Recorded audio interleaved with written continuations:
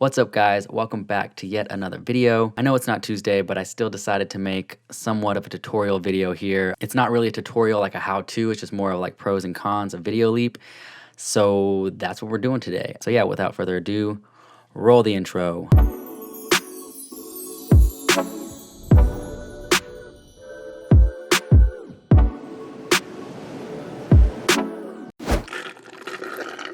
Just finishing up my shrooms drink here. I'm gonna do maybe a review soon. I just bought this like ultimate mushroom powder concoction. It's called Ultimate Shrooms. Very tasty. It's supposed to be good for your brain, all that stuff, but we'll make a video later on about that. Today, we're talking about VideoleAP. So I've been using VideoleAP for maybe a little over a year now. When I first started YouTube, I was using like iMovie, and then I tried to use Premiere Pro for a bit. I bought a computer to do that, but it was just not, it was like freezing because it wasn't a 16 gig RAM computer. So I returned that computer because I didn't want to buy a whole new computer just for it to not work like I wanted it to. I waited till I saved a little bit of money, and now I have a brand new MacBook M1 with Now I have a brand new M1 Mac. Now I have the brand new MacBook Pro with the M1 chip inside of it. So things are moving real smooth. So now I'm back in Premiere Pro again. But anyways, I always kind of get sidetracked. Sorry about that. So yeah, I started with iMovie, and then I went to VideoleAP, and then I tried to go to Premiere Pro a bit, but then I ended up just sticking with VideoleAP just because it was super convenient. It worked the way I wanted it to, and it basically covered all the jobs that I needed to get done. But, you know, after working with it for a year, I realized there's a lot of things that I didn't like about it, and a lot of things that I did like.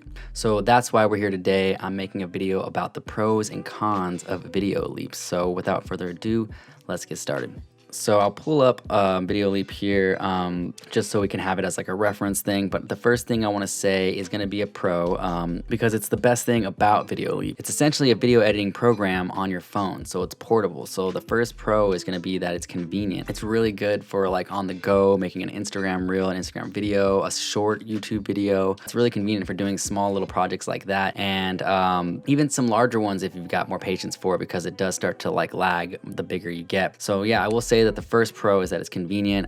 It's always with you, and you know, you can use it for when you're traveling, and it's really nice. Like I use my DSLR camera to film most things, and I just have like a little connection, plugs into my phone, put my SD card in there, and all the videos are on there. But if you're just using your phone to film it, it's even better. It's just already in your phone, and you just like put those in there, and I've never had any problems with like the resolution changing. Like I put in, when I film something in 4K in like on my phone within 120 frames per second and slow it down and export it in 4K, it looks really, really good and crispy. Sorry, there's a fly in here or something. I try to Bruce Lee that for you, but you know, I missed it. I don't know, but it is convenient. So that is the first pro, is that it's convenient. So the next thing is going to be a con, which is kind of what I was talking about in that pro a little bit. It's like if you're doing short videos, no more than like 10 minutes long, you'll have no problems editing it unless you're already throwing on a bunch of like color grading and a bunch of layers and sounds and stuff. I think that the more you layer on there, the more laggy it gets. I don't work with a lot of layers, just kind of like sometimes like I'll do some effects or some like funny things on there, but I usually won't go too deep on the layers. It's when I start editing longer than 7 minutes, say I'm doing like a reaction video where I have the screen that I'm reacting to and then me, like a picture of me on there. Cutting through that is usually fine until I hit about 7 minutes, no matter what. Like even if I'm not doing that type of video, just a vlog, every time I get to around 7 minutes in video time, the cuts are really, really annoying. I don't have any projects to show you. I delete everything like after I export it pretty much and just post it, because I'm not really into like, I don't think I'm making projects that are, you know, worth saving forever. So as long as it's on YouTube, it's fine with me. If that crashes, it's whatever, we'll start from scratch again. But I will say that like when you're working through it and you're out, I'm not in 7 minutes at all, I'm 13 seconds in this one, but like when you start to do cuts and stuff, then it's like frozen. You have to like wait for it to like catch up, like I guess registering that cut or something. I'm not really sure. But that's only after like 7 minutes. So the workaround that I found when I'm making a video that's like, I don't know, 15 minutes or 20 minutes even, I use that second half, I export that, and then I put that back into the first half where it's all really laggy already, and I don't really have to do much, because literally everything you do, if you like play it and pause it with like 18 minutes worth of stuff in there, it won't go very fast, and every time you pause it, it has to like wait like 6 or 7 seconds for it to catch up, and it just gets really annoying. And sometimes the audio is off, and you would think that like maybe it's, you know, you have the audio off when it's like separate like this, but no, it's still on.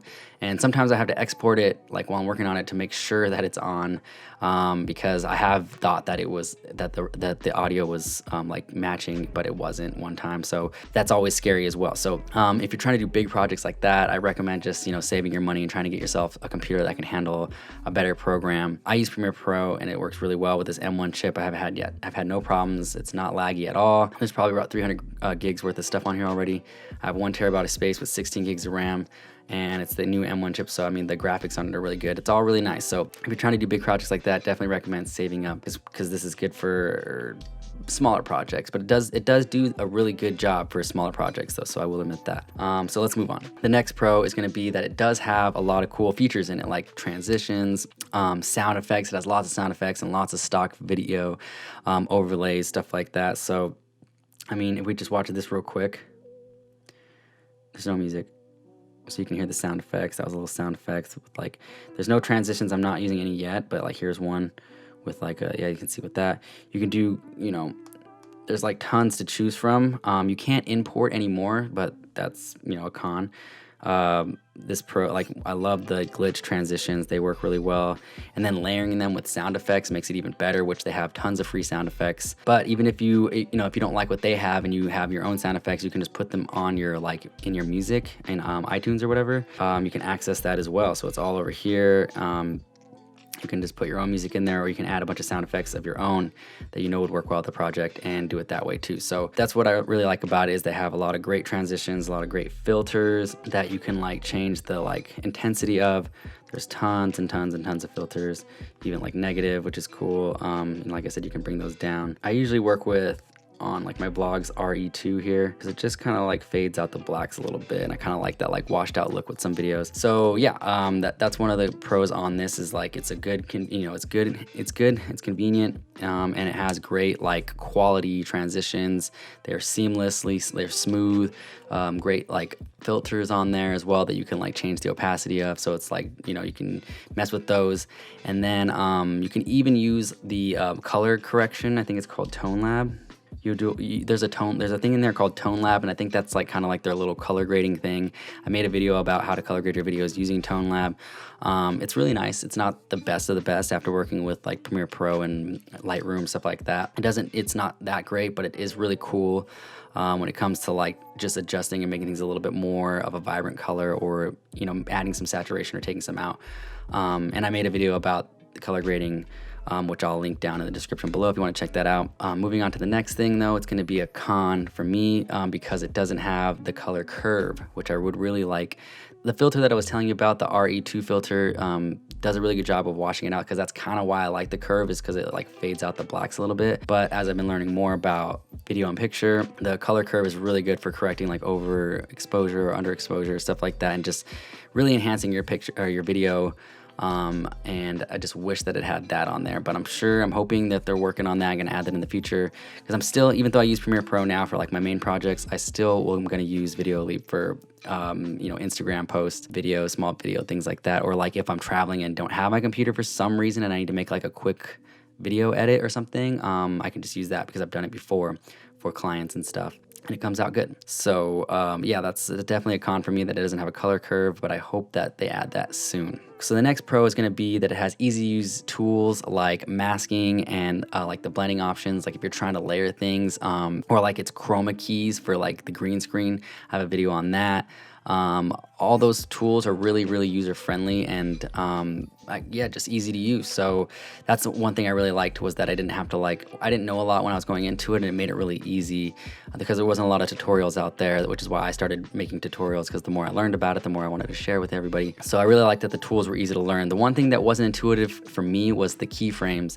I didn't really know how to like zoom in, like with you know, in-app zooming. So once I actually figured that out, that was my first tutorial, and that's my biggest tutorial right now. at 15K, almost 16K, just because I feel like that's not really user-friendly for anybody. That was the one thing in there that was not intuitive. I did not know how to do that, and I finally figured it out on accident, and then made a video about it, and it started blowing up immediately because that is obviously a problem. So I'm not sure what you guys need to do to change that to make it easier for people, because till this day I still get comments of people being like, I didn't know how to do this, thanks for this video. So I mean, if you don't fix it, I'm okay with that as well, because people are coming to my video and learning from me anyway, so you know, that's fine with me. All right, so the Pro was, you know, the easy to use tools such as like blending and masking. The masking is really cool. I've done a video on how to make your masking look a little bit better using like objects that walk in frame or that are just there in front of the frame. And it has like certain shapes. There's an oval, there's a square, there's a line, and then there's like the line where it like would do the inside or the outside.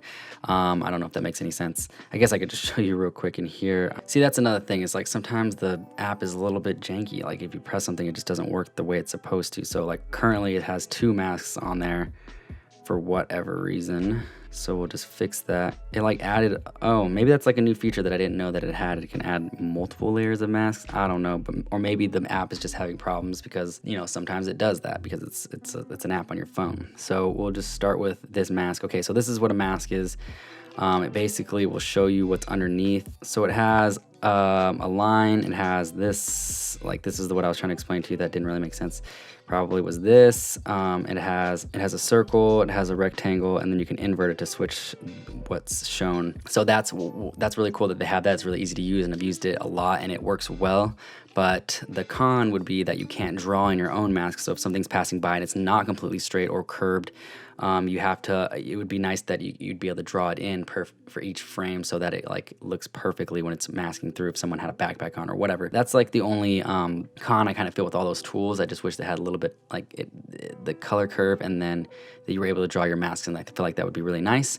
People would really like that. So that's something that I think that could be added as well. My last pro is going to be that you can export in, you know, all the, you know, 720, 1080p, and in 4K. I don't usually shoot in 4K because my camera can't shoot in 4K. My phone can, but I don't do it because of the space, and I don't really need that right now, I guess, making vlogs and stuff. I found out that when you upload to YouTube as a small YouTuber, they don't really give you the same like quality as like other YouTubers, so it like compresses it down a little bit. So if you export in 4K and upload it, the quality will actually be what it's supposed to be at the 1080p. And it looks really nice, and I've actually been doing that since I learned that, and my quality has gone up, which is really nice. So although I'm not shooting in 4K, it's really nice that you can export in 4K, and it doesn't take very long. For an 18-minute video, I think 8 minutes or maybe even 12 minutes was the longest. Usually my videos are about 10 minutes, and it exports in about 3 to 5. So that's really nice. It's got fast export speeds, and it allows you to export in different qualities. And you can even choose the frame rate that you want it to export in as well. So that's really cool. I can show you that as you may have already seen. It's got all the qualities down above here. I always just throw it to 4K, and then I leave it at 35.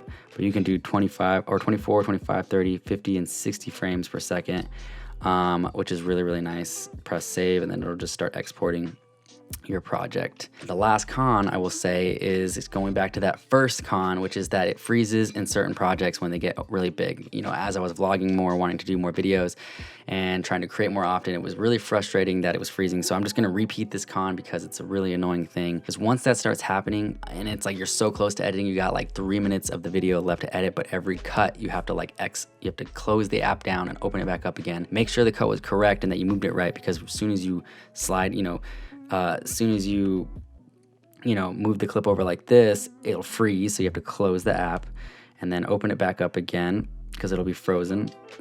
And then you have to make sure that it looked, that was the right cut that you wanted before moving on. And that was like super, super frustrating with only like 2-3 minutes left.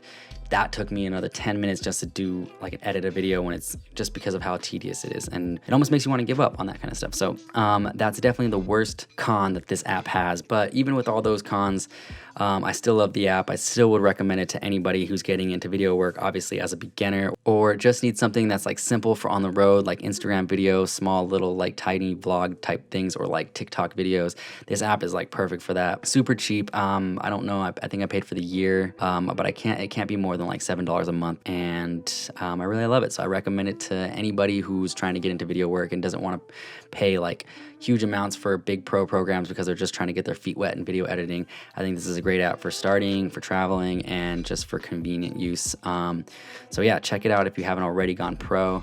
And you know, if you have, because of this video, please let me know what you think. Show me what you link me to whatever you created. I'd love to check out your work. I'm gonna keep using this app, so if I learn anything new, if they add anything new to it, or if I feel like I need to say anything about it, I'll definitely make another video. If there's any other videos out there you want me to make that I haven't made already, I can go ahead and try to make one for you if it's something that a lot of people want to see. But other than that, guys, I really appreciate you checking out my video today. I'm gonna be doing reviews soon on my new computer. Not like really a review because I'm not really a tech reviewer, but talking about what I love about it. And but I just kind of wanted to use it a little bit.